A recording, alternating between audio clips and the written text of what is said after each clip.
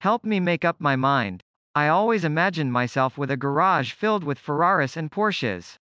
It didn't work out that way. In fact, my daily is a 2006 Toyota Tundra State Route 5 double cab. Two-wheel drive, black, nothing luxurious about it, and in near perfect condition. But here's the thing. When I bought it last year for $15,300, it had less than 37,000 miles on the clock. Now it's approaching 48,000 miles, which is still stupid low for a 15-year-old truck, and I can probably sell it for between $21,000 and $23,000. That's a neat profit for something I've been driving regularly. Everything has been going up, Georgia-based used car dealer and automotive writer Stephen Lang says. Cars are up about 35% and trucks 45%. That's my impression, but it's also reflected in the Mannheim auction reports. Heavily optioned four-door trucks are the bullseye. Toyotas in California are the bullseye inside the bullseye.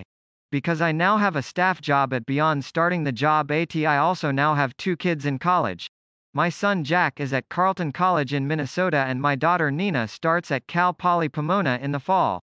Selling the Tundra would add additional funds to cushion their expenses, and those expenses are, well, terrifying. I am, after all, but a humble writer. So the money matters. Then there's my son's Tundra. It's a 2000 Access cab model I bought new in 1999 and gifted to him when he turned 16 a couple years ago. When he returns to school it will still be here with me in Santa Barbara, so I could use it if no test car is around. It has 200,000 miles on its clock, but runs perfectly and has never left him nor me stranded. Yet it's his truck, and when he decides to take it with him to Minnesota, it's gone. One argument in favor of keeping the truck is the simple fact that I like the thing. I have, in fact, owned 3 first-generation Tundras. The green one my son now has, a gold 2006 Access cab I bought to replace it, and now this black truck, which I bought after my nephew drove the gold one into a wall. I may dream of Ferraris and Porsches, but in my soul I'm a first-generation Tundra guy. I love their size, their easygoing personality, their unpretentious design and their stone axe reliability. Yeah, they suck fuel ferociously, but I can almost nearly be okay with that. It's also good to have a truck around for work. I've used my Tundras to tow race cars, as camera platforms on photo shoots, as mobile offices when out on stories. Trucks are, amazingly useful things to have around. Plus if my new boss is at finally, if this Tundra leaves, it's very likely the last first-generation Tundra I'll ever find in such sweet condition. It still drives like new, doesn't creak or groan, and is ridiculously comfortable.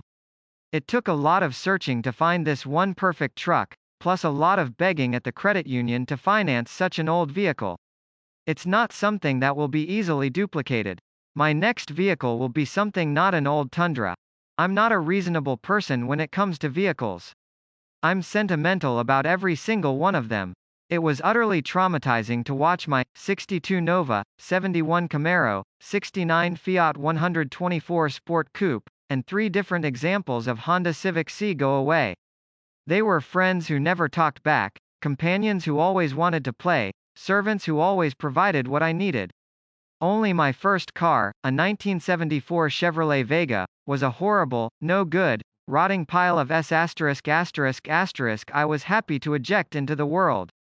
I've had Tundras as part of my life for 22 years.